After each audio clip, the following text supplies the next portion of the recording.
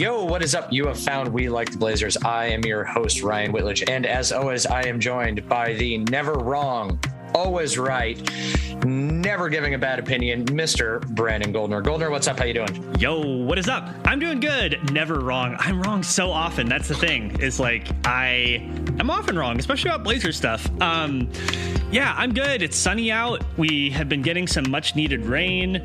I'm seeing the first of the wild mushrooms to start popping up. Like I went disc golfing yesterday and I was kind of on the lookout. There's this one part of Blue Lake Regional Park in Fairview where I know for a fact that like every year these mushrooms that look like the Super Mario mushrooms grow, like the red ones with the white spots, and they get huge. I mean, they get like as big as the disc. So anyway, I was kind of like keeping my eyes peeled, like, are the mushrooms coming up yet? So I saw a couple of them. So yeah, we're heading into mushroom season, Ryan. It's an exciting time. That's a horrible, horrible, horrible season. Mushrooms can die. I hate them. They're disgusting. There's never You don't like mushrooms? God, no. And it's funny, too, because one of my favorite dishes, like, you have those comfort foods when you're a kid growing up and whatnot.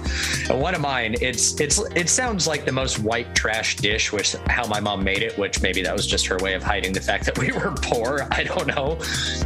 But it's this tuna fish casserole dish. And one of the main ingredients of it is cream of mushroom soup. Well, I hate mushrooms. I never realized until I was an adult and I asked her for the recipe that was even in it, but she would just she would put the soup in a blender and just absolutely mash up the little bits of mushroom that were actually in there, and I'd never notice it. So mushrooms are so good though. It slightly destroyed me. It's a texture thing for me. It's not even a taste thing. It's a texture thing for me. That's also kind of why I've never been able to get on board with like anything tofu or whatnot. I am not that picky about my food flavors. I am more of the foods that I don't like. It's more of a texture thing. That's fair. I will say, though, there are lots of different kinds of mushrooms with different textures out there, and some of them are really good if you ever get the chance. And if you're, they even have like these kind of fancier mushrooms now hanging out at Fred Meyer. Like, pick up a couple, give it a try. That's all I'm saying. Like, give it a try, like different ways to prepare it. You can even dry them in the oven. Anyway, this is not a cooking show. Well, one of the funniest, last little bit on mushrooms, and this is a great segue. It'll tie into the Blazers. One of the funniest things I've ever seen with mushrooms or whatnot is when we were at the first time that we were at Summer League, and we had snuck into that agent party. Well, I say snuck in. Yeah. We walked in and nobody asked questions. And they had, and we were all starving. And so they had this giant buffet table set out. There was lobster and crab legs and frickin' just this giant tower of burgers. And Ryan's like, oh my God, a burger sounds so good right now. And he goes up and he grabs a burger and puts it on his plate, takes 2 steps away, takes a giant bite of it. It wasn't a burger. It was a vegetarian portobello mushroom burger. So the patty was just the portobello mushroom. And he damn near turned around and threw up on somebody from eating that. He's like, what the hell is this shit? Yo, those are good though. What is he talking about? He doesn't like mushrooms like I do, but it's especially alarming when it's something you don't like and you turn around to take a bite and you're expecting like this juicy cheeseburger and it's a fucking portobello mushroom. I thought he was going to murder someone. I was like, let's go to the bar. Let's get you another glass of scotch, kind sir. It's the taking a sip of water, but it's orange juice kind of thing. But I will say, I think it's a little ironic that someone who would love to eat a hamburger, which is basically ground various parts of animal, would be like, oh, but not a mushroom. Like, I get it. Like, I do understand what you're saying. Like, I'm not trying to be obtuse or anything, but I just think that's kind of funny. Anyway, shout out to mushrooms. We love and appreciate you. But Ryan, we're not here to talk about mushrooms. We're here to talk about the Blazers. And so I think I will hand the keys over to you because you and I, you know what? As we said in the last episode, we've been doing this long enough. Like, we can disagree with each other. We are going to disagree a lot today, but I will let you drive this ship. Where do you want to start navigating, since you're wearing a Seattle Mariners shirt? That was a rough loss last night. God, the wife and I were coming back from our nephew's football game, Kelso taking on Mountain View out in Kelso. We're driving back and listening to the rest of the game. And the score of that game was Angels 2, Mariners 1 since like the bottom of the 3rd inning. And so I think we got in the car on the drive back at the bottom of the 7th inning, and we're just sitting there with bated breath for every Mariners at bat. And it's, 4 up, 3 down. God, son of a bitch, just hit it. And they ended up losing. So now I think that puts them 1 game back of Boston with 2 games to play. So now it's kind of destiny's a little bit out of their hands, and they're going to need a tiny bit of help. But it was cool to hear T-Mobile Park, like the background noise, especially on the radio call. Radio calls of baseball games are fantastic, but to hear the background noise, they were a sellout. It was 45,000 people up there. I think it's been 10 years since the Mariners have had a sellout game, and every single game this weekend for the last remaining games of their season are all sold out. And we'll get into the Blazers. I'm kind of looking Sunday is going to be an interesting sports day in my house, because I got to figure out my layout. So the Seahawks are taking on the 49ers. Again, wife's a big Seahawks fan. And so that's always a big rivalry. That's at 1:00. So that's going to be on a TV. The Mariners, the Blue Jays, and the Red Sox. So all of the people vying for that last wild card spot in the pennant chase, or the wild card chase, are playing at noon. They are all the same pitch. So kind of like in basketball, when you get hey, everybody is fighting for a playoff spot, you're all playing at 7:00. So there's no scoreboard watching. So they all play at noon.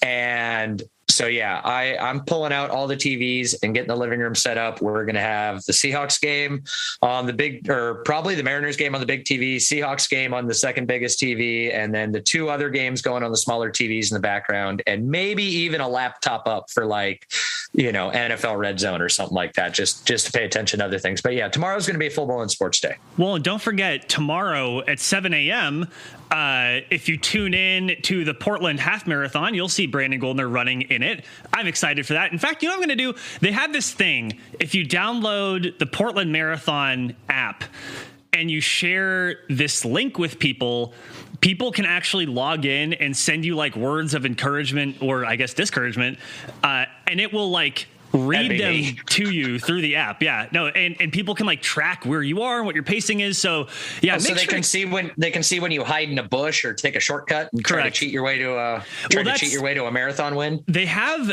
because this is the Portland Marathon is a pretty big to do. And so they have multiple places where they're chip timing you. So cheating in this marathon would be pretty difficult.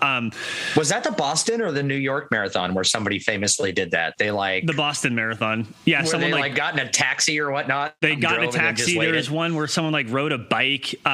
It's getting harder to do that because again, you have the bib that has the chip in it. Definitely start and finish line, but the bigger marathons like this will have multiple places where they'll chip you. And so they're going to see what your pace, if your pace is a 6:50 pace and all of a sudden you're at a 3:45 pace, that's not possible. So yeah, don't cheat in a half marathon. But that's enough talk about mushrooms, baseball, and running. Let's talk about basketball, okay. Ryan. Where are we going with this? We seeing as that we rushed through because you were on a time crunch, I wanted to just check in and see if there was anything, especially after having a couple days to digest it, if there was anything left over from the Trailblazers Media Day that you wanted to touch on or you wanted to discuss. Because I know it felt, one of the most important ones we ended on with Dame, and it was all right, we got 3 minutes to talk about Dame. Go. So was there anything left over that you wanted to touch on with that, or anything that maybe Norman Powell had come out and said, or Larry Nance or anybody else that we didn't necessarily get to discuss? Actually, no. I feel we hit the highest points. I mean, to me, the only lasting question that just keeps reverberating is Norman Powell really going to appreciate having a new role? He's so excited. Yusuf Nurkic really going to appreciate a new role? He's so excited. I'm a little confused as to where all of this increased usage is going to magically apparate from, because yeah, you can use Damian Lillard and CJ McCollum differently, but there are not going to be unlimited touches. And frankly, if anyone has the ball besides Dame and to a lesser extent CJ, it's probably going to be a slightly less efficient possession. Even if you work your way there, and part of the logic is that by spreading the wealth that you get more efficient looks. It's not I don't understand that. But that's the thing. I just keep thinking about that. It's wow, they're really excited to have the ball more. It's how is this going to work? I don't know. So yeah, we'll see. Dave Deckard on the Dave and Dia podcast on their latest episode did a really good job at like questioning that. And it was something where I was like, oh, he's right. Where it's easier, like if you think about what everyone said after the fact instead of like our instant reactions of being caught up in the moment. You know, Nurk was talking about a lot more of the offense running through him, yet then Larry Nance Jr. is talking about, you know, he can be a release valve when Dame and CJ are getting trapped. Norm's talking about his increased role and his ability to get downhill. And then just so Dave pointed out, like, hey, you know, all these people are talking about all these different roles and all these different things that they're talking about and these pre-camps and things they're excited about, but none of them work together. They're all different things. Like, how is Larry Nance going to be an outlet valve if Dame and CJ are getting blitzed and trapped so high up, when apparently the offense is going to be running through Nurk? And if Larry Nance is going to be this valve, well, Nurk's standing in the middle of the paint trying to be a pivot point. He's taken away that, you know. Norman Powell, his ability to drive. Well, if Larry Nance Jr. is cutting to the basket and Yusuf Nurkic is standing there at the high post waiting to be an outlet, the paint is clogged. Nobody's cleared space for him to be able to get to the rim. So how are all these things that everyone's excited about going to work? And he did kind of touch on, you know, take everything you hear in media day with a grain of salt, because everything's rainbows and unicorns, and all 30 teams are championship contenders because nobody's played a game and had to put it to practice yet. Yeah. And all of this, to me, it kind of comes down to one thing. How okay are CJ McCollum and Damian Lillard giving up some of their offensive autonomy? And so far from what we have heard, the answer is that they're totally cool with it and they're excited for it, and that's great. But that's where it's going to have to come from. You can't really siphon more looks from Robert Covington and give them to Nurk and Powell. That's going to have to come from Dame and CJ. That's the reality of it. And the other thing to think about too, for folks who've played basketball before, there are 5 people on the court, right? 5 people would like to be involved in some way, shape, or form. If you think about if maybe a couple of possessions are kind of dominated by one person, even if you spread out the other ones, you could go 6 or 7 or even 8 possessions and not really have the kind of opportunity or kind of look that you want as a player. And yes, there is something to, if you're just kind of passing more and moving more, that you feel like you're more involved, even if you're not like the most integral part of that play or that set or that possession. Yeah. But it can just It's almost Warriors-esque, where it's you saw possessions where, it's ending up with Steph Curry or Klay Thompson, but everybody on the team touched the ball. Like Zaza Pachulia was getting his touches, but nobody's expecting him to be finishing the plays. And is that the kind of thing that Nurkic and Powell are talking about? Like, maybe it is. Maybe that's like just that is going to make them feel better and more involved. But so anyway, so that was the only thing I had. Other than that, I thought we covered it pretty well. But what about you? Any lasting thoughts? Nope. Just those kind of like after realizations. You know, the other thing too is, you know, now training camp started. So you're getting all the videos. I think I saw the one today where Dame drained like eight half court shots in a row. And it's like, league's on fire. For one, I hate empty open gym videos. They are all stupid. Nobody's guarded. It's not a game time situation. Like, yes, it's impressive from Dame. I'm giving him that. But can we stop lighting the world on fire when we're seeing guys shoot unguarded from half court? Like, these are all professional basketball players. They damn near, I put Nurk there, and I'm fairly certain he could make 5 of those in a row, but we're not going to want him to be taking that in game time. To be fair, just overreactions from training camp, I just always find fantastic, because again, it's the beginning of the season. Nobody's played a game yet, not even a preseason game. And so everything's unicorns and rainbows, and everybody wants to overreact and be like, oh, this is great. This is fantastic. This is so different than what we've seen before. And this is our year. And that's great. But to like, with your point, how much buy-in per se are you going to get? Is Chauncey going to be able to convince Dame to, hey, let's, maybe I'm going to cut your minutes back 2 minutes a game, and I'm going to take, 5 touches away from you a game, and let's kind of spread this out. Well, if they find themselves down in a game, are they going to stick to that principle, or is it going to go back to Dame hero mode? Because that's 9 years of what we've seen from him. And for as much as people want to criticize Stotts for like the quote unquote Dame save us offense, there is the mentality of a superstar on a team to save their team. Like, you're not the Lakers looking at a must-win game and wanting the ball in anybody else's hands But LeBron James or Anthony Davis, you weren't sitting there going, oh, well, damn it. Why is LeBron hogging the ball? Why isn't he feeding Kuzma?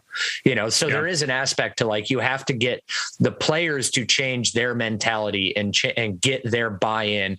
And maybe Stotts wasn't able to as much, but we'll find out this year how much of that was Stotts not being able to convince Dame versus Dame just being very hard-headed and stubborn and going, this is what I'm here for. A couple things there. One, to be fair, with the Damian Lillard video, him hitting a bunch of super long threes. This isn't like a Ben Simmons open gym mixtape. This is just Damian Lillard demonstrating what we know he can do, what he's already done in games. So to me, this is less of like, wow, look at that, and more like Dame being Dame. Like, that's pretty neat. Like, that's how I took it. And then second, more to your point about getting people to buy in. Well, first of all, Ryan, that sounds to me like possibly a variable that we might have when we're trying to make season predictions. We'll set that piece aside.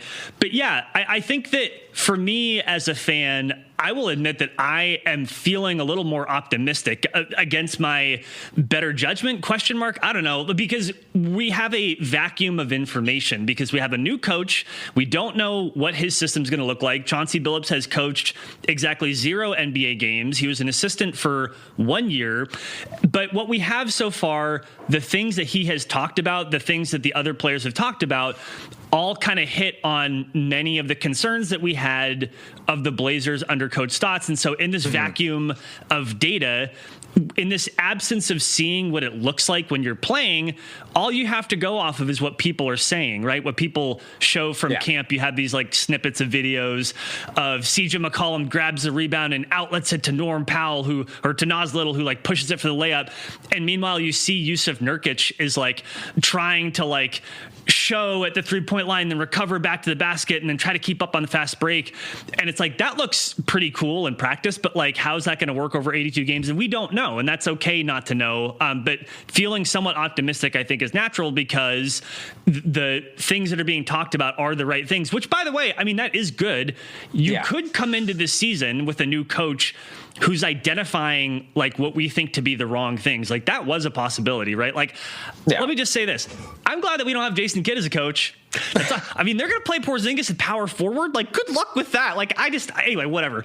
But speaking of, I find it funny that since Jason Kidd, like, Vegas has not adjusted their over-under win total predictions for the Mavs at all. They have not. They're still sitting at 48.5.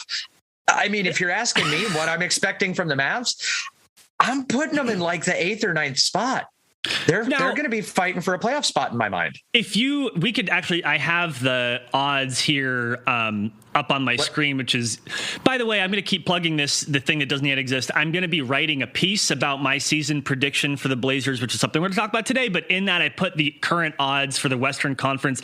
If you were to flip, Ryan, the odds or the predicted season wins outcome for Dallas and Portland, they have Dallas at 48.5, like you said, and Portland at 44.5. Well, so you're real quick, you're pulling from Oregon Lottery? You want to go with the local? Okay. So was I. By the way, I put my money where my mouth is. I put $100 on the Blazers over 44.5. So anyone who's trying to come at me from the Neil Olshey fan club saying, oh, you're only pessimistic, you know what? Time to zip it, because I put $100 on it. I want the Blazers to do better than this, and I think that they will.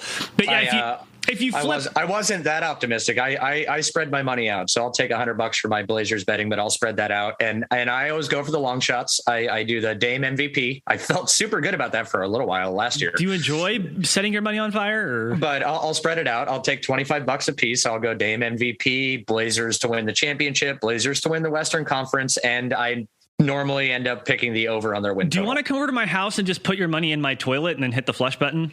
No, because there's not a possibility of me hitting the flush button and it spewing more money at me. You've never been to my house. Sometimes you flush and money starts shooting out. But the point is that if you flip where they have Dallas and Portland, then I don't know why I'm putting it this way. They have Portland basically at 8th, right? Among all these different teams. We can talk about the odds, but just to kind of close the loop, before we see it on the court, all we have to go off of is what we hear, and I like what I'm hearing. I think that that's fair. So there's some that I like that I'm hearing. They're talking. I did have an eye roll. It's coming out that the Blazers have completely retooled the way that they guard the pick and roll, and you're hearing quotes from Nurk and Rocco going, "This is game changing. I love it." And I'm like, so you're not going to drop? Like, if it was simple option, we all could have told you change the way you guard the pick and roll, and it's don't drop the big. So I also find it fascinating that players. What's your issue with that though?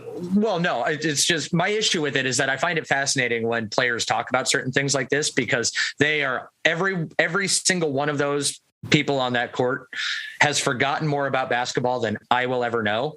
Yes. And so it's entertaining to me that they make it sound like it is now an inventive and brand new way that nobody has ever seen before. That's not how I took it, though. And they're going to revolutionize how pick and roll defense is done in the league. For them, it is revolutionary. I took it more as we are given permission to do this. That's how I took it. You mean Nurk doesn't have to go rogue anymore? God, that was stupid, but anyways. And wait, really quick. Also, Nurk has got to be in shape. Coach Billups said that he's in good but not great shape. He looked cut. He looks really way better at Media Day than he walked in last year. He totally does, but that's what Billups is saying, which again, like a lot of what I'm hearing, I like, where he's like, for Nurkic to play defense this way, and I talked about that clip from practice, like, he has to be in really, really good shape. I admit, like, I'm a little doubtful of whether Nurkic has the like sustained mobility and endurance to actually play that way full time. Mm-hmm. But if he can, that's great. But I had always assumed that part of the reason why the Blazers played the way that they do with their centers is like, look at the centers that they've had. They've had Robin Lopez, Mason Plumlee, Hassan Whiteside, Yusuf Nurkic, Enes Kanter, that there was like a straight throughput of like, oh, like none of those guys are like super mobile on defense, like end of story. But if what Nurkic is saying is like, hey, I want to play that way, I think I can play that way, then yeah, to what Coach Billups said, it's like he's got to be in really good shape to do that. And I don't know. So yes. Yeah. By the way, a slight hat tip to Robin Lopez for the quote of all media days. Yes. I'm just going to give that to him. That was fantastic. Wanting to do his own research because he didn't see it. And I just want to think that was an absolute direct shot at his teammate, Jonathan Isaac. Oh, it totally was. Right at the bow. And just to set it for people who didn't hear it, he was asked about his brother, Brook Lopez, winning a title with Milwaukee. And Robin is like, well, I didn't see it the way his voice is. I didn't actually see it. I'm kind of doing my own research, like, I guess I'm going to have to do my own research and maybe just figure out if that's actually what happened, because I didn't see it. And he's definitely taking a shot at his teammate. It's great. I love it. Good job. Good job, Rolo. Other thing that, kind of came out, and I think I want to give credit where credit's due. I think it was Jason Quick of The Athletic. I don't know. I still don't have an Athletic subscription because I subscribe to too many things already.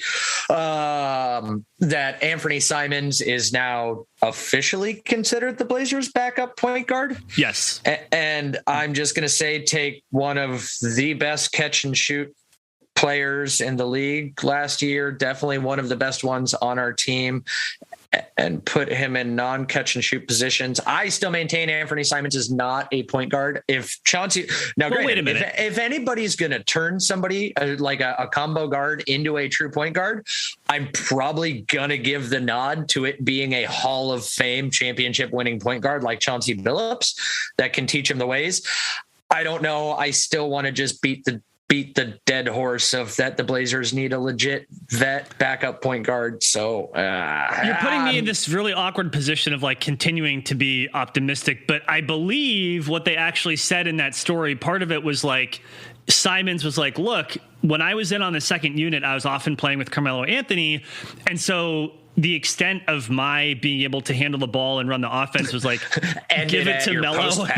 Yeah. So, I mean, think about like, and I think that, I mean, the usage rate shows that was true, right? Carmelo Anthony, when he was on the court, he commanded an enormous amount of offensive attention. And so if the alternative is that Anthony Simons is doing something else other than just like, here you go, Melo, like that could be any number of things. And I'm fine with it. So, okay. Yeah. Is there anything else before we want to get in this predictions conversation? Cause I can't wait. We've been teasing. Yeah. Oh yeah. No, nothing really. There's nothing. I guess a little bit of, hold on real quick. I got something real quick. I got open the tickle. it's in the tickle trunk of topics though. So no more tickle trunk stuff. I swear to God. It's so weird. Right.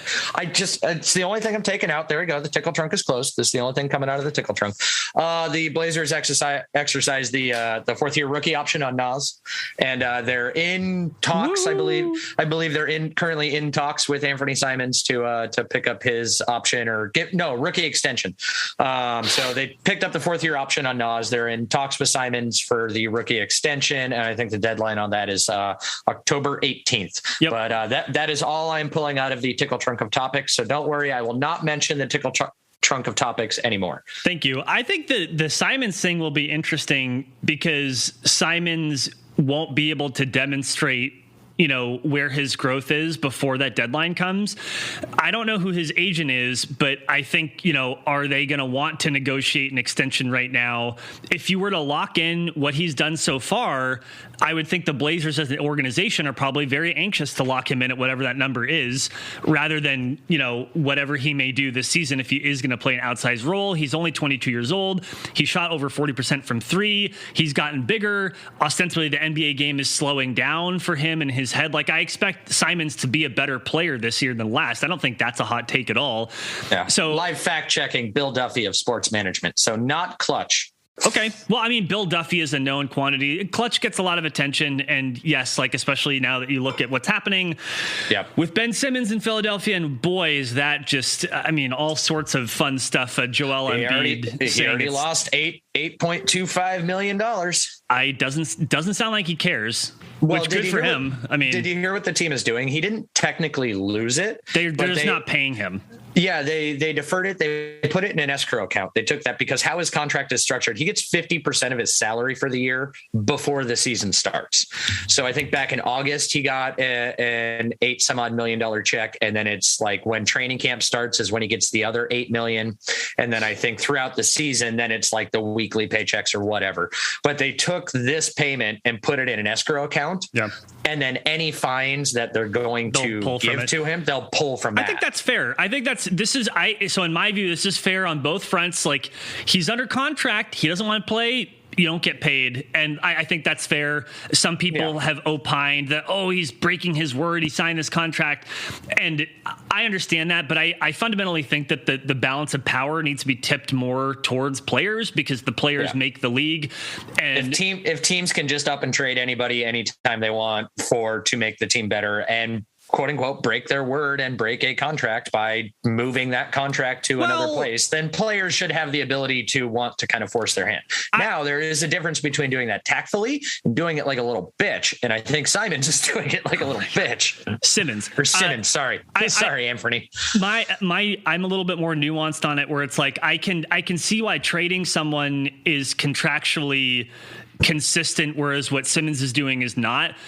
But to me, it's a broader argument about, if you want to push the balance of power, then you need to push against what the current structures are in order to make change happen later. So what we saw with Jimmy Butler, what we saw with James Harden, what we're seeing now with Ben Simmons, what we saw with Anthony Davis, all of this, like, I'm going to sit out or pout or make a stink about it until I'm traded. This is a reflection that the players fundamentally want there to be a different, more flexible system in order for them to have more flexibility and more say in when they get to play at what city. I think the trade-off in the next collective bargaining agreement, the next CBA, is probably going to be something like, all right, you want more flexibility? Well, no more guaranteed money. Like, that's going to be a fight between the players and the owners. But that we don't have to worry about that right now. Where you get to like the NFL model. Hey, real quick, how does your thing of that there should be a push for more player empowerment fall with the I think now the 5% of the league that is sitting unvaccinated? And we kind of joked a little bit about the Jonathan Isaac thing, but like with what Kyrie and Andrew Wiggins and Jonathan Isaac, like with where they stand, I think what's it now? So if it's 5%, I think we're talking grand total like 20 to 23 players in the league that probably even less at this point. Yeah. So, but what's your stance with that? Because a lot of people do equate that kind of thing to the player empowerment stuff. Yeah, I mean, if we weren't in a global pandemic with a highly contagious disease, maybe I'd feel a little bit different about it. Right? That's the difference, is that we're living in an era right now where we have this thing that can harm people, that can kill people. It's been overwhelming our hospitals. You can look at data. You can look at anecdotes. I mean, one thing I'll say without giving too much away is my partner is a doctor, and she was telling me, again, I'm trying to be mindful of not sharing too many details here. Nurses and doctors are stressed at this point because of COVID. They're asking people to work outside of their regular shifts. Their ICUs are more than full still as of right now. And not to go too far into the details again, but like a hospital like OHSU, it's the largest hospital in Oregon. They have different kinds of ICUs for different kinds of care they provide. They have a medical ICU or a trauma ICU, like if you're in a car accident. They have a cardiovascular ICU if you need, heart surgery. And then they have a neuro ICU if you have, brain issues. And they have different kinds of doctors and nurses that staff those ICUs because they've specialized in those kinds of medicines, right? So when your medical ICUs are now full of people who have COVID, which they are, and when more than 95% of the people in there are unvaccinated, which they are, it puts stress on the rest of the system, stresses out the nurses and doctors, and takes away resources from people who need them. So if you and I get hurt, there is a chance that we will either get diminished care or be cared for by somebody whose medical expertise is not that from which we're suffering. So my point, Ryan, is that devil's advocate, that's the hospital's fault because they decided to fire and lay off all their staff. So it's not COVID's fault. All their staff? What are you talking about? It's not COVID's fault. It's the hospital's fault because they put in these vaccine mandates and they tried to force everybody. And so then everybody who wasn't vaxxed, they had to get rid of everybody. So it's not actually that the hospital beds are too full. It's that the hospital fired too many people. Well, that is factually incorrect. There's a very, very small number of people. Do your own research. That's what it's out there. I'm. By the way, I'm being facetious with all you're joshing, but and so I guess to your point though, my answer is with player empowerment, or with any personal choice where we're living in society, the more that personal choice affects other people or affects the public, it becomes less and less of a personal choice. And so for me, stuff like getting a free, safe vaccine in order to protect yourself pretty strongly from having serious effects from COVID or even from getting it in the first place, that's the least they can do. And by the way, there's one more element of this where you have arena staff, security, fans who are either required to be vaccinated or they've gotten vaccinated. And these are the people that don't have millions of dollars to fall back to. Some of these people don't have health care at all. They're providing for their families. So if they get sick and they can't work, they're screwed in a way that Draymond Green isn't. He's comparing COVID to people getting pregnant. Shut the fuck up. I seriously, I missed that. What? I'm not even, I'm so angry about that. And then LeBron James is like, yeah, go Draymond. Like, you guys got to shut the fuck up. Seriously. So again, fundamentally, my stance on most things as it comes to like public health or politics, if it affects other people, the more and more it affects other people and the more seriously it affects them, the less it is a personal choice. So at any rate, yeah. But that's, while you do your research on the Draymond Green stuff, I really don't want to give too much airtime to that. I probably shouldn't have said anything. Let's talk about the Blazers. Let's talk about predictions. Unless do you want to, I don't know. It's up to you. Nope, take predictions. So okay, we've been teasing this for a while. Yes, we have. And anybody who's followed any of my ribbing of you on Twitter when you famously came out and put your prediction ranges and that I think the Blazers are going to win this many games. But if this happens, I think this many games. And if this happens, this many games. And I told you, damn it, pick a number. Because how I feel about predictions before you offer your rebuttal, because you have pre-planned probably 14,000 words right now for it. I'm just going to start reading, my friend. How I look at predictions is, I'm going to try to boil this down simply. I take everything into account. I do. I take talent. I take, is there a strong injury history? What's the coaching? I take all these things, strength of schedule, amount of road games, all that. I'll look at the whole season schedule and be like, man, this stretch in the end of the year, that's really tough when they're going to be gassed and heading into the playoffs. How do I think that's going to affect them versus, looking at the Blazers schedule this year, a lot more home games to start, a little bit easier of a time, but that's also when they're going to be implementing all this stuff. Are they going to be able to get off to a hot start, or are they going to falter? I take all that into account. And then I just say, okay, what do I reasonably think with all those things? What do I think is just a baseline this many games? And, so I kind of do take the Vegas number into account to start, as we referenced before, 44.5. Do I think the Blazers are capable of winning 44.5 games? Yes. Everybody admits that there was coaching flaws, there were roster flaws last year, and they won more than 44.5 games last year with less games to play. So I do think the equivalent that, yes, of in a shortened season. Yeah, I think the equivalent of was 48 games is what they won last year, or something like that. So, yes, I do think that they can reach that benchmark this year. So then I look and go, okay, how do I feel about the balance? How do I feel about the talent? How many more wins or less wins than 48 do I think that they can do? And that's where I come to my predictions. Where I have an issue with how you have been posing your predictions to people is that you have been slightly reluctant to make a firm hardline stance on there is this number and no other number. You keep wanting to throw out ranges. And in my mind, I'm like, if you want to take all those variables, take them and come with one number. People famously do that whole thing before the Super Bowl. We played this matchup 10,000 times on Madden. We simulated the games this many times in our computer system. And this is the score that we think, and this is the winners we think.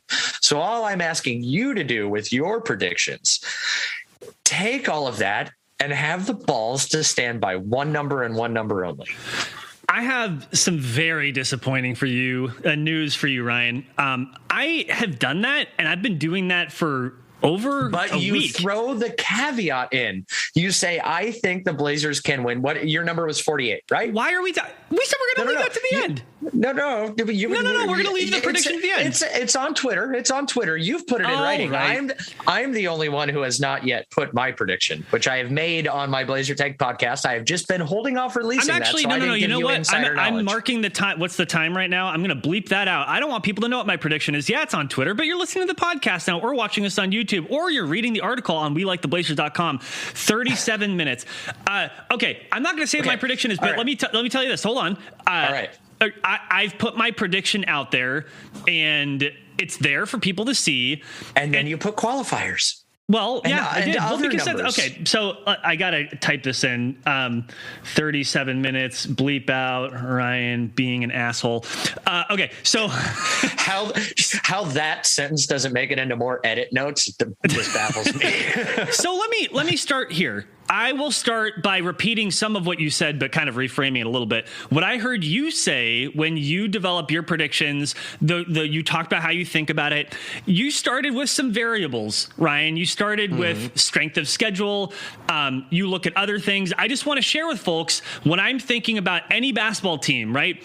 What are the things that I think about? And there's actually one important twist to this too, that basketball, I don't know if any of us knew this, is a team game and it's a competitive game. Basketball is not golf or disc golf. It's not something that you are trying your best and then you compare your best to others. The result of a basketball game is directly impacted by your opponents. That is a very important part of this, which makes it all the more tricky to predict. So when I think about if I'm going to develop a prediction, how do I do that? Here are my variables. And the first one is kind of the players and the talent on the team.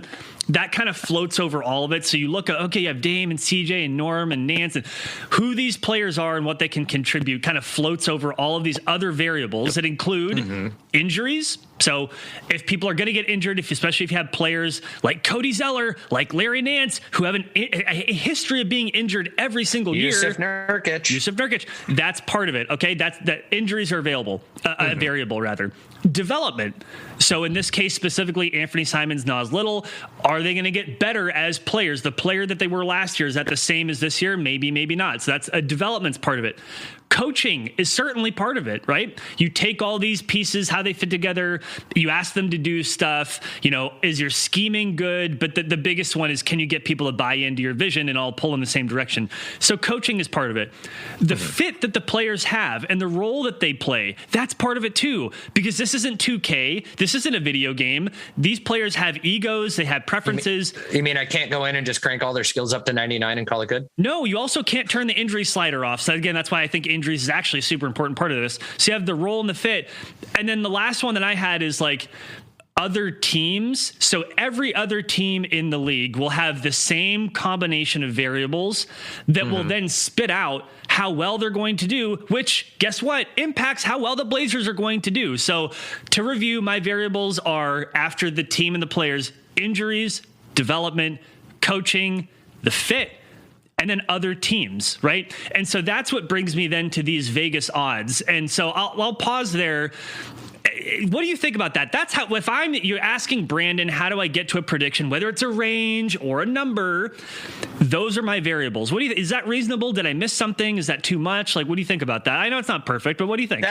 That's reasonable. I guess just the only issue that I have is that it seems like you want to, in some of your predictions and how you've presented them per se to the adoring public of the We Like the Blazers, the adoring podcast. Public of one. Thanks, Mom. Yeah. Hey, my kids are into this now too, so yes, I got at least 2 more views on That's there. Great. So did we ever figure out the Google? Are we back on Google? Yeah, quick caveat. I don't think people need to hear this, but it appeared on like every podcatcher except for Google Podcasts, and then by the time I emailed them, it was there. So I texted you and let you know it was there. Okay, I probably ignored that. There was no explanation for what the delay was. So anyway, yeah. All right. But I feel as though, like, taking all those things into account, that you do want to put separate baskets, and you're like, hey, if they aren't healthy, then I think this many wins. Hey, if this happens, then I think this many wins, as opposed to, I feel as though you need to just pick one number and stand by it and not even mention any other numbers. The other numbers are part of your thought process. Like, you're creating your own win total range, but then you should be picking just one number out of that. That's fine. I mean, and I did that weeks ago, but point, again, you always mentioned the other numbers. If you did that, then you leave everything else out. Nothing should come into the conversation. I like to show my math. So I like to show. No, see, people can find flaws in it then. Think about it this way too. So for all those variables, and maybe for people listening, they have a different variable. You think about, well, how likely is it that people get injured, especially like certain players, right? How likely is it someone will develop? How likely is it that the coaching will be good? How likely is it people will fit together? How likely is it that, X team in the Western Conference will do well and make it harder on the Blazers? For all of those things, in my mind, in our minds, you can think, well, this is the most likely for that one, but it wouldn't surprise me if it fell here, right? Then you go to the second one. This is the most likely for that one, but it wouldn't surprise me if it fell here. And so you do get a range, Ryan. You get this mushy kind of amorphous range where, in some of these tug on the others, right? Where it's like, if the coaching isn't good, maybe the development won't come along, or if there are not very many injuries, then maybe there are actually more problems with role and fit because there's not enough space opened up to allow other people to breathe. But it's an imprecise thing. We're humans trying our best to predict something that has way too many variables to predict, because when you think about this, just for the Blazers, now do that for 29 other teams. It gets immensely complex very quickly. And so that's why I do appreciate having a range of, it wouldn't surprise me if it fell here on this side. It wouldn't surprise me if it fell here on the other side. But before we get more into that, can I really quickly tick down the odds from the Oregon lottery, the predicted win totals, just so people know kind of where the betting odds are for the Western Conference specifically? I actually have that list going right in front of me too. So you just want to tack off what they got let's do 1 through 10 for the where they starting number 1 seed, give that team their win totals, and then all the way down to 10? Yeah. Do you have that full list in front of you? Yeah, and I don't mean to like discuss these too much right this second, but I just kind of want to. It's good to give the context of where the Blazers fall in the overall landscape. Right. So according to the betting odds right now, the top of the Western Conference will be the Lakers, 52.5. Okay, I mean, well, think about this. I mean, I said I didn't want to talk too much about it. Dude, I don't care. The Lakers ain't landing number 1. Dude, I'm putting the Lakers at 6. There are two variables for the Lakers that I think are very important. One is injuries, right? AD has been injured quite often. LeBron James is getting older. They have a lot of really old players, Ryan. And the second one, hold on. They have a lot of old players for the league. Can we add that clarifier on it? Because it makes us feel really fucking old being their same age. You know what? I've resigned myself at this point. It's totally fine. They have old players. I'm not going to put a caveat on it. You can if you want. It's whatever. We're talking about the NBA. Me feel better. It's in the context of the NBA. And the other one is the role and the fit, right? Again, like, is Russell Westbrook really going to work with this group? Maybe he will. Is he going to really buy in and be off-ball cutting? And I keep hearing this on tons of national podcasts, like Russell Westbrook could be the greatest off-ball cutter of all time. He's literally never done it in his entire career. Hey, that ties into what I said about Dame. How much buy-in are you going to get from Dame to give up shots or do things differently and whatnot? So everyone's just taking a skill set that Russell Westbrook has and is assuming that he's now going to be the greatest at it. Right. So for this one, I mean, we just spent some time talking about it. 52.5 wins. You could very easily see the Lakers getting fewer than that many wins based on they are old and they don't fit together. And if that happens, it makes the Blazers more likely to do a little bit better, right? So think about all of this stuff for all of these teams. In second place, you have the Phoenix Suns, 51.5. I think that's pretty reasonable, frankly. I mean, they did well last regular season and they made it to the final, so I'm not too shocked by that. Tied for second are the Jazz, 51.5. Same thing. Great regular season team. They're healthy going into it. They're relatively young. Doesn't surprise me. Here's where I do get surprised. At number 4, they have the Mavericks at 48.5. We already talked about it. That to me seems very high, especially because their coach is Jason Kidd, who has not demonstrated that he's a good NBA coach. I don't care how well respected he is by players. He goes places and lights franchises on fire. Right. I mean, read Miran Fader's book about Giannis and the sections on Jason Kidd and tell me that he's going to be a great coach for them. And again, they want to play Porzingis at power forward. Good luck. I don't think that's going to work, but sure. Then they have the Nuggets and the Warriors tied at 5th with 47.5 wins. The Warriors, the big question mark is when does Klay Thompson get back, right? Quick caveat, the Warriors actually opened up at 48.5. They've been bet down to 47.5. So fair enough. I mean, that's pretty close, right? And the Nuggets kind of the same thing where they're waiting. They're going to be waiting for Jamal Murray to get back. I don't think he's going to be back. They have NBA superstar Michael Porter Jr. inked to a deal. I don't know if you saw that from TMZ. Yeah, I can't believe how much money they gave him. At least that they put some pretty tough to reach incentives on the entire contract, so he'll probably get less than what was reported. But yeah, I have fun with that, Denver. I mean, that's someone else who, like Michael Porter Jr., has the reddest of red flagged injury histories, and like to see him maybe not be able to continue his NBA career at some point wouldn't be the biggest shocker. Then after that, at 7th, they have the Clippers at 45.5. That would be without Kawhi Leonard, although we had some reporting today that he's ahead of schedule. I'll believe that when I see it. I think they're going to take their sweet time with him. The ultimate careful man. If he's got a headache, he's not playing. So I just don't think it's likely. But then again, they look pretty good with Paul George. Paul George looked better than he maybe ever has in his career near the end of last season. So maybe. And then in 8th, you have the humble Portland Trailblazers at 44.5. Spoiler alert, I think that's too low. And it's a good betting line. I'll give him that. Anybody, because so one of the things to think about too with when these numbers originally came out and when this list was made, for one, there wasn't as much focus on the issues of players playing that aren't vaccinated. I mean, I think over in the East, they have the Brooklyn Nets at 56.5, wins, being number one in the East. That is obviously going to take a massive hit if Kyrie Irving is not playing in 41 plus games and whatever, a year. So there are certain caveats with this, but I think the Blazers, as far as a betting perspective goes, 44.5, maybe 45.5. That's a good line to get people to kind of think about it. You're going to get a lot of people that still are in the camp that the Blazers are going to fall off and Dame's going to be traded. Sure, we'll take the under, but you're also going to get a lot of us Portland, optimists that are going to say, "Oh, easy, that's the over, slam it." Yeah, yes, I think it's okay. Probably, well, really quick to round out the top 10, you have Memphis at 41.5 and then New Orleans at 39.5. New Orleans, I slam the under. I think New Orleans got functionally much worse, and I think stuff with Zion is not going well there at all. No, I would take the under. The other 5 teams, Sacramento, Minnesota, San Antonio, the Rockets, and the Thunder, we don't have to worry about I think that they're irrelevant. Maybe I'll end up being wrong, but fine. So those are your top 10. Between 52.5 and 39.5 wins is where everyone is slotted.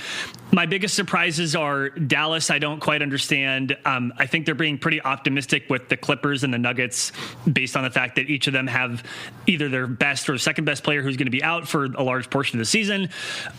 But really, this is a pretty, other than a couple of things, it's not super surprising. But the point is, I want to reiterate this, when we are trying to then formulate our prediction for the Blazers, we have to think about all the variables, right, that we use to figure out what we think, how successful the team is going to be.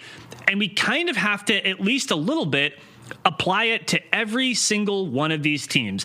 Mm-hmm. This is complex. This is why I give a range, Ryan, because if you just adjust a couple of these, you get 2 very different outcomes that are equally likely to happen. So that's my point. That's the point with the ranges. So where do you want, I don't want to go on and on and on about my predictions, but I would like to get to them. I've bleeped out what my actual number is. We'll get to that later. But from the absolute worst case scenario to the absolute best case scenario to everything in between, is there somewhere that you want to start and kind of talk through it and just see if we agree that if the worst or the best were to happen, that these are the things that would happen to lead to that? Where do you want to start?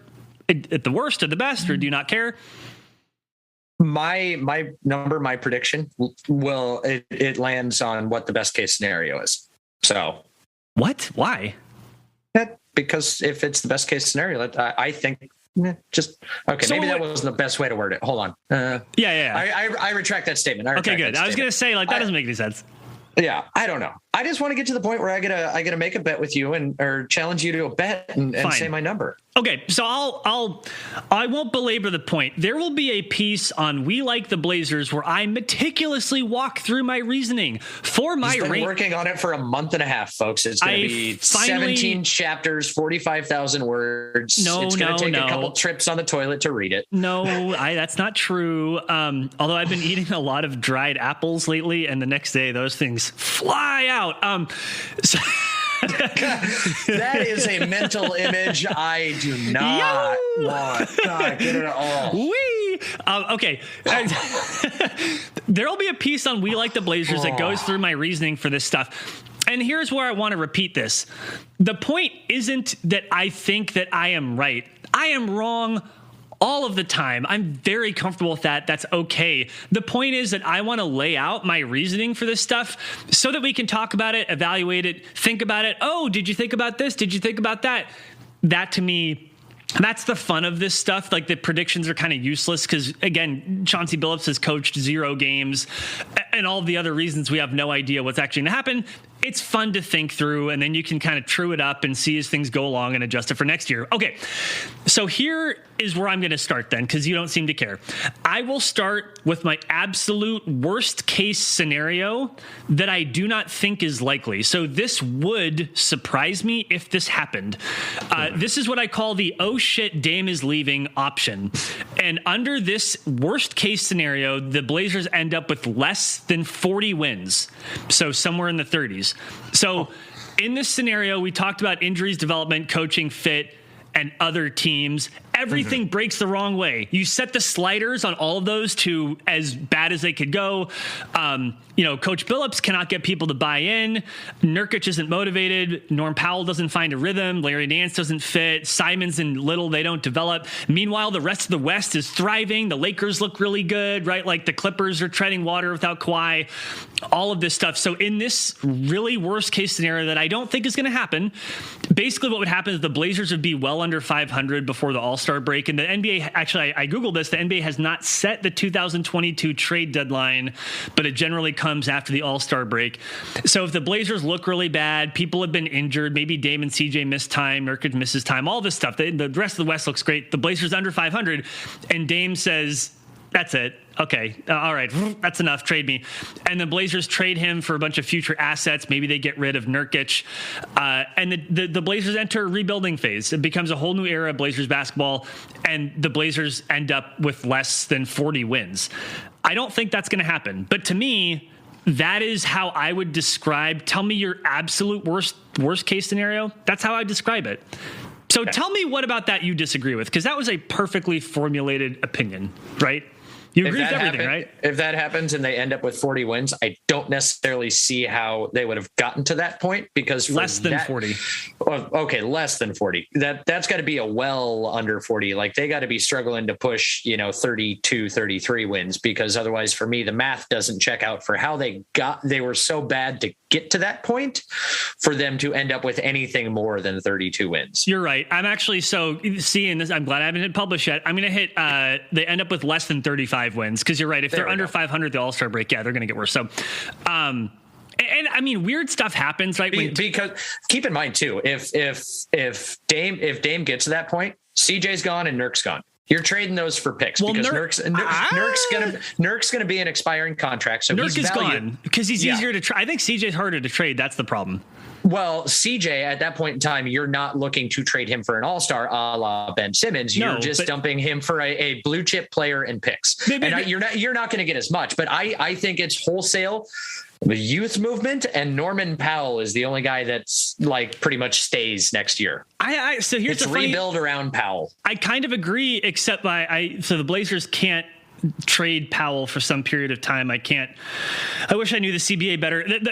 I think CJ's harder to trade in this scenario. It's like December 18th. It's X number of months after the ink is dried on a contract. I think it's actually more likely that the Blazers would keep, but CJ would be the one to keep because he'd be harder to trade. His contract is huge. He's being paid very, very well, and he's not an all-star player. Untradeable contracts in the last year have been moved so many times that I don't think there is such a thing. I don't think he's untradeable. I'm just saying, I'm saying that the numbers wise, we've seen Russell Westbrook move twice. We've seen John Wall moved. Yeah, I'm not saying CJ is untradeable. I'm just saying he may not be traded because he wouldn't command the value back that the Blazers as a rebuilding team would be comfortable with, because they would. Yeah. As a rebuilding team, you don't want a 30-year-old guy making $30+ million to be the guy that you're trying to build around for the future. He'd be traded. Definitely not. He'd be traded. I just think it might take some time. Yes. Yeah. So anyways, my point is that if that happened, it wouldn't, Nurkic would be traded, I think, pretty quickly. I think that's easy to do. Nurkic, Rocco, they're gone. Right. So anyway, the point is that is what the absolute worst case scenario to me looks like. I don't think that that's likely. I'm not going to spend any more time thinking about it. I just think it's important to note that that's what I think the absolute worst case scenario is. Okay. That's all right. Very good. Okay. Now that we're all depressed, let's pivot. Let's swing the other way. Let's swing to the absolute best case scenario that I also don't think is very likely, okay? This one, I call it the G's, they should have fired Coach Stotts years ago scenario. The Blazers end up as one of the best teams. Sorry, and Eric, this segment's for you. Jesus Christ. I say that with love. They know I like them. I know. The Blazers end up being one of the best teams in franchise history, and they get somewhere around 60 wins. Okay. Keeping in mind the Blazers have had more than 60 wins one time in the entire franchise. They end up 63? 61. Under Adelman, I think that was 89-90, if I'm not mistaken. I am fact checking this. Keep going. Might be 90-91. Actually, that was the year that they didn't make the finals. So the best regular season team they had was the team that didn't make the finals, sandwiched in between the two that did. Okay, so in this scenario, all the things that we talked about, Ryan, all of those variables, right? The injuries, the development, the coaching, the fit, other teams, all of those now break the correct way. Set all the sliders to well, maybe it's this way. I don't know. It doesn't matter. Windshield wiper hands. Hello. But everything breaks the right way. The Lakers look like shit. The Clippers look like shit. The Warriors look like shit. Denver looks like shit. Dallas. So the Western Conference doesn't look nearly as good up and down as I was right. 63 wins. That was the 90-91 season where they lost in the Western Conference Finals. Well, okay. So I was half right about the fact they didn't make the finals, but you were correct about the win total. Good job. So the Blazers have only won 60 games one time in franchise history. So this absolute best case scenario would get them very close to that. Again, I don't think it's likely, but everything breaks the right way. The Western Conference is just not as good as anyone thought, kind of up and down the board. Meanwhile, Coach Billups, everything we're hearing about and talking about, he's gotten everyone to buy in. Nurkic is in shape. He's motivated. Norm Powell's kicking ass. Damian Lillard's playing off the ball. He's playing fewer minutes. He has more energy on defense. Holy shit. So does CJ McCollum. Anthony Simons and Nas Little. Oh my God, they're developing. Look at how well Larry Nance fits. Oh my God, we're freaking out. Everything works. Okay. This is like the delusional optimist Blazers fans orgasm is what this is. Okay. So I don't expect this to happen, but if literally everything there broke the right way, then yes, the Blazers might end up with around 60 wins. But again, I don't think that this is likely. I don't think this is likely at all. I'm not really spending any more time thinking about this other than just kind of noting it. So yeah. Does that seem fair? That seems fair. Okay. All right. So now we're going to narrow it in a little bit. Let's go back now the other way. This is a little bit of a mood swing type of deal. Reasonable worst case scenario. This is where we get into where you were. How many categories are in here? 5. So it's a 5-point scale. You talk. I'll be back. Jesus Christ. It's a 5. Show me that Dwight Schrute pillow. It's a 5-point scale. Okay. What that could just be, you know what? That's an accurate description of my face right now. Okay. That's a good, Dwight's a great co-host. I love it. This is a 5-point scale. This isn't actually that complicated. We've seen 5-point scales. How satisfied are you, right? How likely are you to recommend this to a friend? Like, not at all likely, kind of likely, somewhere in the middle, pretty likely, very likely. That's all this is, right? It's a 5-point scale from the absolute worst case to the absolute best case. We've done both of those two. Now we're going to narrow it a little bit to reasonable worst case and reasonable best case. And then finally in the middle, you will have my prediction. It's basically the average of all cases. It's what Ryan so desperately wants me to talk about. It's picking a number. We will get to that number. Okay. Reasonable worst case scenario. And this is where Ryan had such umbrage to the range that I leaked out there on Twitter, which is this wouldn't surprise me. This is what I call the we see glimmers, but nothing seems to stick option. And in this scenario, and then Ryan's coming back with his coffee for those of you who are not watching on YouTube, I'll just repeat that. Dwight did a great job. I'll just repeat that this one is the reasonable worst case. I call it the we see glimmers, but nothing seems to stick option. In this reasonable worst case scenario that would not surprise me, the Blazers win in the low 40s. So they come in a little bit under what these kind of Oregon lottery or Vegas odds say. So maybe 40, 41, 42. In this case, we see glimpses. We have some injuries, right? Cody Zeller has never played more than 60 games or something. And Larry Nance, kind of the same thing. So both of them miss like 25 to 30 games. That's a big chunk of time. Nurkic maybe misses 20 games. So the injuries are kind of within reason. Like Dame and CJ have been pretty reliable. And so in this reasonable worst case, they maybe have a couple injuries, but nothing too harsh. Coach Billups is able to implement some of what he wants to, but a lot of it's just not sticking. Like Nurkic isn't able to play that super flexible defensive style. Nance shows how he can be useful, but it doesn't feel consistent. Same thing for Powell. And then for development, Nas Little and Anthony Simons, you see flashes like Anthony Simons is maybe a little bit better, but it doesn't really functionally change anything. Nas Little, he can soak up some minutes, but that's about it. So, and then the Western Conference, again, like the Lakers are looking pretty good. You know, again, the Nuggets and the Clippers are treading water. The Warriors are treading water. And the West, in this reasonable worst case, the West basically feels like it's pretty strong and that there are plenty of teams that are like multiple tiers above the Blazers. In this case, you know, the Blazers get wins in the low 40s. That wouldn't surprise me. I don't totally expect this to happen, right? This is not my prediction, but it wouldn't surprise me at all. I mean, you can definitely see how what I'm describing plays out. What does that mean for Damian Lillard? I mean, I would think that after the season, he'd probably be done after the season in this case. But I mean, what do you think about that? I mean, that seems pretty reasonable too, right? Like, would that shock you if what I'm talking about, would it shock you if that happened? Yes. No, it wouldn't. I can tell that you're lying. I can see it in your face. I'm You're trying to be a liar. contrarian. Well, I know, but you're bad at lying. It wouldn't surprise you. No, what you said makes perfect sense. It seems, as one may say, or title this section of their predictions, reasonable. Exactly. So, reasonable worst case scenario. Okay, don't want to think about it, but it could happen. Swinging the other way. We're getting close to the predictions, Ryan. We're almost there. God. We have 7 more categories. No, just kidding. Hang on, folks. Go get some coffee, too. Reasonable best case, okay? So this is where, again, like the reasonable worst case, reasonable best case, this is my range, right? This is where I wouldn't be surprised. So in a reasonable best case, I'm calling this the new system breathe life into the core option, right? In this, shorten that. Do we have an acronym for that going yet? I don't know. Like maybe I'll play with it. But the point of the title was that like they needed a fresh coach for this core. That's basically what this best case is.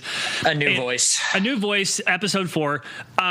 So in this reasonable best case, the Blazers get a little over 50 wins. Okay, 51, 52, 53. That would not surprise me.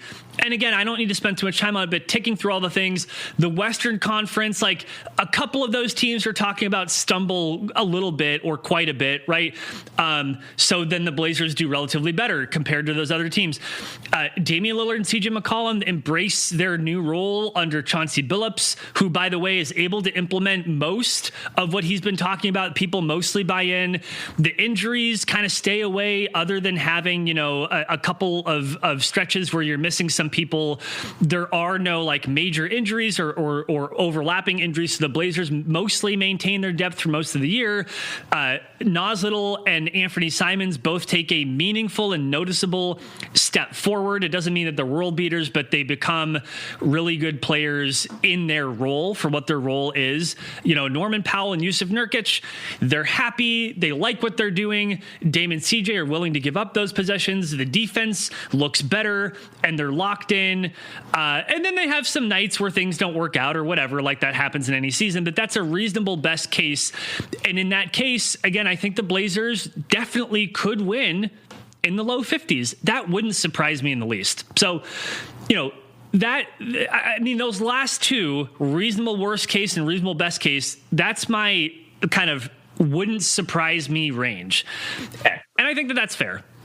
So before you give the number that you probably already forgot that you're going to bleep out, I'm going to give you credit if you actually do bleep it out. I'm going to. No, don't worry. Yeah, I'm bleeping it out. So, I literally wrote the timestamp so I could go back and find it really quick. For now 5 years running over at Blazer Tag Podcast, which when we end this, I got a caveat to talk about with that. But for 5 years running, we've always started the season by doing our season-long beer bet. And it's we bet on we all take a guess on the win totals, and we do it blind. We've always done it to where we write our numbers down on a hat. We have a first number, and then the only reason we have a secondary number is because we had 1 year where all 3 of us guessed the same number. So we had to do a second drawing. That number was off the table. So we all write down our numbers and we pick our numbers ahead of time so that there's no gamesmanship, no nothing between anybody, nobody trying to like find a Goldilocks zone or something, and going blind. And we draw it. It's, hey, this person's name, you know, here's their win total. And it's winner take all. And what we put on the line is two 12 packs of beer. And then for our wives allowing us the grace to do the podcast on a regular basis, a bottle of wine, no more than $20 for the winner's wife of their choosing, red, white, whatever kind they want. And it's winner take all. I will say that for the 5 years we've done this, I am the 4-time champion. Wow. I am undefeated in all of these. Must feel pretty proud of yourself, huh? Now, the one thing, it's always hilarious because no matter how hard he has tried not to be, Ryan Green always ends up with the lowest. He always gets this many wins or less gets him the win, and he has to root against himself to win the bet. Yeah. So we did this year. It was the same way. And for my prediction, I'm going to use this same number. But what I want to challenge to you, because I do know you are trying to be a little bit healthier or whatnot. So I'm not going to propose a beer bet to you. I am going to borrow from the old days of the Rip City Report, and I'm going to put a sandwich bet on this. Great. And I will specifically put, because I've never been there, and you have said that I should try it. Well, it depends. JoJo. Yes. We are going to put very good food, by the way. We are going to put a lunch bet for heading excellent down to JoJo. Shit posts too. Justin is the king of Twitter and Instagram shit posting, and he will admit that. He is an amazing social media follow. By the way, he's the owner of JoJo PDX. Yes, and when we do sponsor this, without his permission, I am going to call this the JoJo win total prediction. And so, are you going to agree to the terms that whoever comes closest to their prediction is the winner? Yeah, no, I think that makes perfect sense. But before you say the number, I want to double back to this one more time, which is we've talked a lot in my talk about my ranges and blah, blah, blah. We've talked about variables, right? Things that could change in order to affect the outcome. Would you admit that exercise that we went through, whether you knew it or not, was pretty similar to what you went through in your brain, right? I mean, to get to that number. Okay. It just takes me like no more than a minute as opposed to the 20 minutes that we just subjected folks to. The reason why I'm bringing this up, and like, I'm not trying to be a weirdo about it, even though I'm definitely being a weirdo about it, is that predicting stuff like this is very complicated. I think it's helpful to identify the different things that we're considering, because I will admit, as I went through this exercise over the course of a couple weeks, my thinking changed. That is pretty normal. As I thought through things, as I thought about the different teams in the Western Conference and all this stuff, my thinking changed, and I've now arrived at what I think is a pretty reasonable outcome. So anyway, it's complicated. That's the point. It's not simple. All right. So I'm going to start this off. Let me see. For one, can you see this? I have a coin flip app. It's pretty bright. It's more like a white glob on the screen. Okay. I trust you. Okay. You're going to have to trust me. I'm going to hit the button and I'm going to say, call it heads or tails. All right. Okay. So 1, 2, 3. Heads, call it heads. We have landed on heads. So you get to name your prediction first. Oh, that's so kind of you. Okay. So you son of a bitch. And that means I get to take 5 minutes ramping up to it. Thesis 1. No. With all of these different outcomes, absolute worst case, absolute best case, and everything in between, what I generally do is then you just take that and you pump out an average, right? So the number that I'm about to announce, which should not be a surprise to anybody, is basically what I think is the most likely outcome based on all these variables. Having said that, my prediction is that the Portland Trailblazers in the 2021-22 season will indeed win 48 games. That is my prediction. You wanted a number, you got a number. It's 48. It's an even number. There's a 4 in it and an 8 in it. It's great. I love it. So just for a quick, this next part will not affect the bet in any way, shape, or form. But are you willing to throw down a guesstimation on what seed then they would end up with? Interesting that you asked that, because I was actually going to do... because I knew that you already had one? Well, no, because I was going to do one in what we're talking about today and in this piece I'm going to be releasing. I've actually decided to pull back on that. I think it's actually reasonable to wait and at least see what the team looks like. And I know that all this is highly predictive, but I'm going to wait a couple months and then I'm going to do my playoff predictions. But if gun to my head, I'll say it anyway. This is subject to change based on what the team looks like. But I think that would probably put the Blazers in 5th, maybe 4th. 5th. Okay. 5th feels right. So gun to my head. You like those numbers. So I'm saying 48 wins. I'm saying fifth. That's what I'm going to go with. 48 wins, fifth. Okay. And again, the seeding is maybe we'll consider the seeding to be if you hit the seeding, then you also owe a beer with the lunch too. I don't know. We'll discuss that off air. But I will yeah, that's fair. I'll also say that when you're looking at the current Vegas odds, they have 47.5 is sixth, actually tied for fifth. Yeah, so, and it's the Western Conference is always one of those weird conferences where it can be 52 wins, kind of like how they have it laid out this year. 52 wins is going to get you first in the West. There are other years where you can have seeds 1 through 4 that have between 57 and 52 wins. So it's weird how it shakes out. It depends how much of like a drop off there is to the bottom of the conference. Because if the bottom of the conference is really, really, really bad, then those are basically free wins that are being spit up to the top of the conference. And so all those numbers rise up. The more parity you get, anyway, so it doesn't matter. It's kind of like how the Eastern Conference is every year. Yeah, pretty much. Yeah. So my prediction, 48 wins, 5th seed. So I will say when I gave this prediction, it absolutely blew both Brandon and Green's hair out of the water. They did not think hair out of the water. Look at you mixing metaphors. I love it. Yeah. Well, it's also works too because one of them's bald and the other one's has a lot of hair. Yeah, so, but yeah, Brandon thought that he was going to be and typically he does. He falls as the most optimistic. So hey, what do you know? All the Brandons I know are weirdly optimistic. But he thought he was going to be the most optimistic. He was not. My win total prediction for the Trailblazers this year, I think they end up with 54 wins. Wow.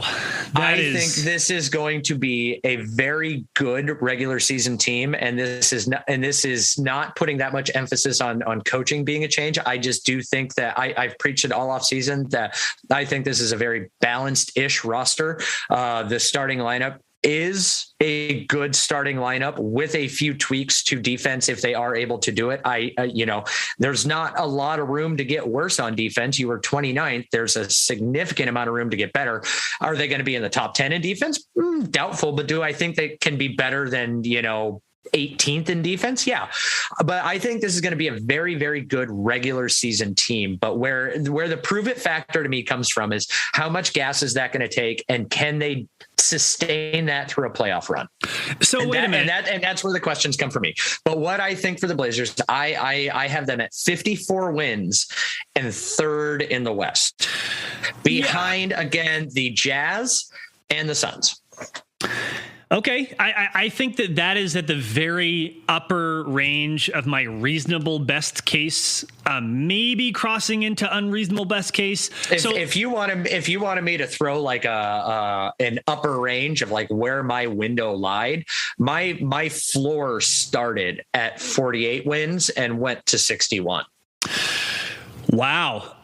So let me ask you this: how much do you think that the other teams in the West impact that? Like, how much are you factoring things that are very, very, very hard to predict and that can change? Like, your best laid plans can be ruined by one critical injury. Like, how much are you either accounting for the other teams in the West and for the Blazers to stay healthy in order for them to get to 54? Well, looking down it, I don't have a lot of faith in the Lakers just because they are an older team. The pieces don't necessarily make a lot of sense to me. Like, they're one of those teams where it's like they're the all name team. If you would have put this roster together back in 2016, yeah, no doubt they'd freaking just run the table in their conference. But I don't have a lot of faith in them to be that great. I don't see them winning anywhere near 52.5. I feel them landing around, a 44, 45. It wouldn't surprise me if they were basically in the same boat that they were last year. There's so many new pieces. The Jazz and the Suns, I think they're going to have a similar season as they did last year. Jazz may be a little bit of a fall off. So they're staying.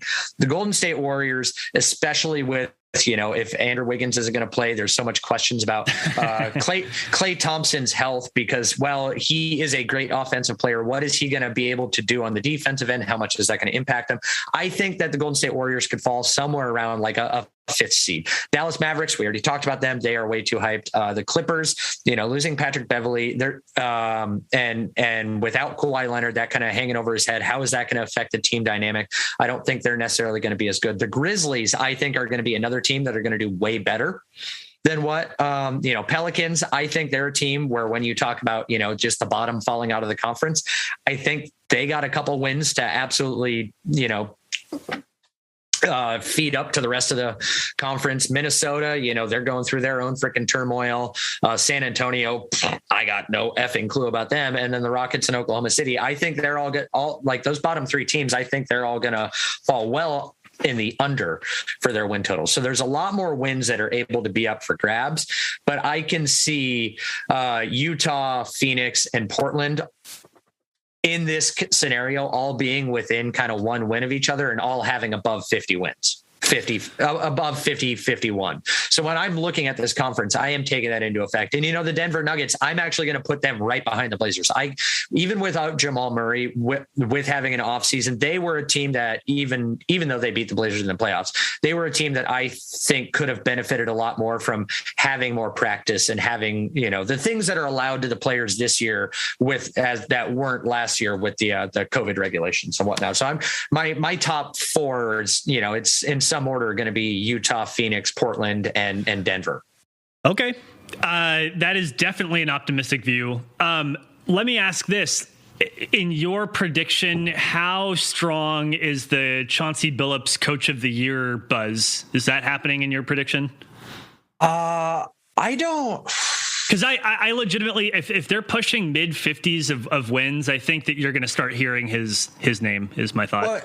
Well, my thing, it's kind of it all goes hand in hand. If the Blazers are going to be a top three team, in the West, if they're pushing above 50 wins, then we should be absolutely having the discussion, unless something amazing is happening out in the East, that Damian Lillard should be a top 2 contender for MVP and Chauncey Billups should be getting a Coach of the Year. Like if they end up where I think they're going to end up, then both those things are absolutely in play. Wait a minute. And if you want to take a flyer, nobody expects it. So you can get really good value on those bets right now. You can flush it right down your toilet. Now, wait a minute.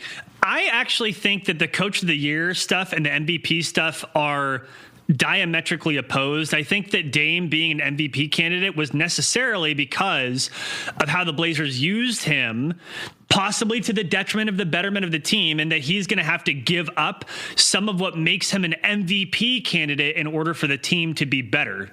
But if the Blazers finish with 54 wins and are third in the West, it's either going to be because of Chauncey being the best coach that this franchise has ever seen right out of the gate, per se, or Damian Lillard once again playing man alive, his hair's on fire, and he's just torching the world.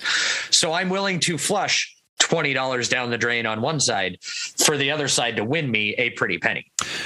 It's a hedge. I personally think that for both of those things to be true, for both Billups for Coach of the Year and Dame for MVP to be a conversation, that would have to be pushing the unreasonable best case scenario. You're talking at that point 60 plus wins.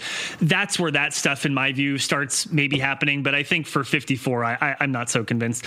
Then it wouldn't surprise me technically if I was going to bet on anybody for Coach of the Year this year. A sneaky contender is if Philly actually does really, really, really good with all the Ben Simmons drama, Doc Rivers. But I think Ime Udoka, if he gets the Celtics right and looking good, I think again you're going to see a Boston coach that walks away with it. Yeah, that makes sense to me. I'm trying to look up here something as I stall for time. I know that some people, they're talking about a coaching change and all the Blazers really need is that Golden State Warriors thing to happen, that switch between Mark Jackson and Steve Kerr. Remember when they went from 51 to 67 wins? I hate to tell people that the Blazers are not the Golden State Warriors. They are not one of the best teams in the history of the NBA who are going to be revolutionizing the way that we think about and play basketball. It's just definitely not going to happen. Even in my unreasonable best case scenario, I don't have anywhere near 67 wins. So just get that out of your head right now. But let me ask one more question about this. In your scenario where they're winning 54 games, I'm curious where you see Nurkic playing into this, right? Like we've talked about how if Powell and Nurkic are going to be more involved, that Dame and CJ are going to have to give up a little bit.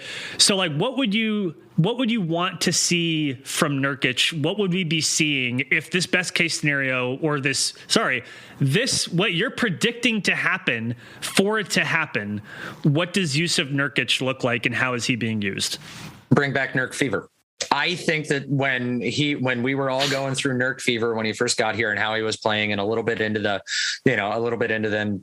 his next season, how he was playing that way, I think is the best version of Nurk. And he was playing well. He was excelling well. He was having nights where he was a very high scoring, high rebounding guy. But he was also, I mean, Dame and CJ were still able to get cooking. They were winning games during that Nurk fever. And that's why that whole Bosnian beast and Nurk fever mentality took off. But he was playing within the offense while having a bigger role, and not necessarily taking away from option 1 and option 2 on the team. So if he plays at that level, which we've seen him do before, I think that's the perfect amount of Nurk. And I think that's the kind of guy that can help get us to that 54 win mark. Okay. No, I think that's totally fair. One more thing, just because I had the tab up about the Warriors, about that jump they made to 67 games. I just want to remind everybody that when that happened, the Warriors finished first in defensive rating and second in offensive rating for first in net rating. So unless you think the Blazers are going to be the top defensive team in the NBA, they're going to go from historically one of the worst ever, 29th in the league, to first, plus their offense gets better. If you think that, more power to you. I want some of what you're drinking. Yeah, realistically, I can, if they're going to put a lot more effort on defense, and that does to a degree fall some to Dame and CJ having to not do what they've done before of saving themselves on the defensive end or hiding on the defensive end to save their energy for offense. I think there will be a slight bit of a drop off in an offensive efficiency. I think a good Goldilocks zone to aim for, and a realistic expectation to aim for the Blazers would be somewhere in the realm of third or fourth in offensive rating, being a top 5 offense, and landing somewhere in, a 15-16 defense. I think if you can get that, that's a reasonable expectation. I know Chauncey talked about how he thinks that if they can end up as a top 3 offense and a top 10 defense, that is a dangerous and contending team. While I agree with that statement, I don't necessarily think that big of a jump is a reasonable expectation. I agree with that. And yeah, there is a major gap between being like top 5 in one and middle of the pack of the other, a big gap between that and being like historically the best in both. There's just a huge gap there. And I think it's fine to admit that. So, okay, here's what we have then.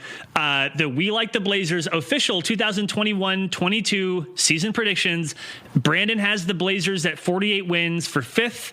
Ryan has the Blazers at 54 wins for 3rd. We are putting a JoJo PDX sandwich on the line. There's really no losers in this bet because the sandwich is going to be delicious no matter what. And then was there a side bet on the No, the side bet was the if you hit your seed, that's you also got to buy the beer for it too. Okay. That's fair. Buy the beer for lunch. I think that here's my final thoughts on this, because I think we're at an hour 30. Wow. I think that I'm right and you're wrong. I think my predictions are perfect and yours are terrible. How's that worked out for you in the past? Oh, wonderfully. Yeah. I've never been wrong about anything ever. I think that you are being a little optimistic, but again, like I think that it falls right on the cusp of what I think is reasonable. Mm-hmm. I do think we put the question to Twitter. We asked people what they thought. We got a couple answers back that range between 48 and 51.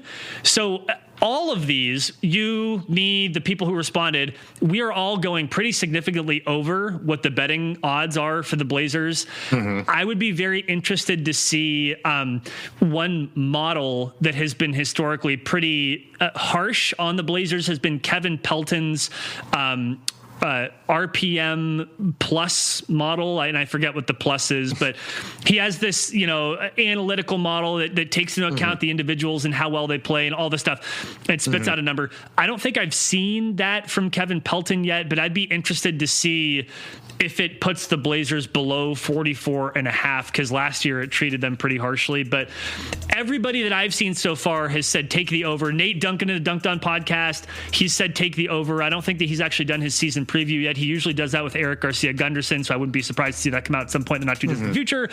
But I think most people are taking the over at least on 44.5, and we both definitely did. Yep. All right. Well, we'll wrap it up there. Next week when we record, like I said, now that we're getting back to actual games and whatnot, we're going to try to get back to our regular recording schedule.